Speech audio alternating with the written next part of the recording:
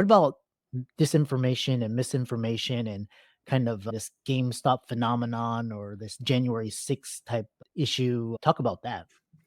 Yeah, sure. I think one aspect of the feeds in them becoming algorithmically curated is that we began to take for granted this concept of truth and newsworthiness.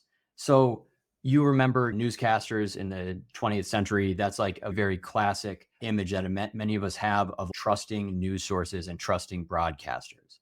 One thing that I propose in my book is that by calling the feed on Facebook or on Instagram or on Twitter, by calling it a news feed, we're stealing that trust that was built up by actual journalists over a very long period of time, over hundreds of years. So that trust then is translated over to the digital sphere. And what we found over and over again is that many people are naive. They're digitally naive, right? Every day is somebody's first day on the internet.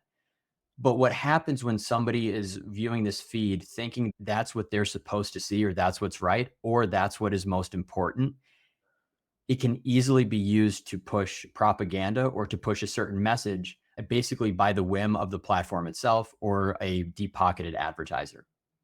Mhm. And then a follow-up question I have for you is along this lines of and what's really interesting is because you have like these communities where it's like whatever resonates with your views, it'll push those up. And so what you start to see in your feeds, you think you believe is like real. So if you think UFOs or like the government is hiding or is lying to you about aliens or things, you start to believe that because that's what it's showing in your feeds. So along those lines, there's a lot of different things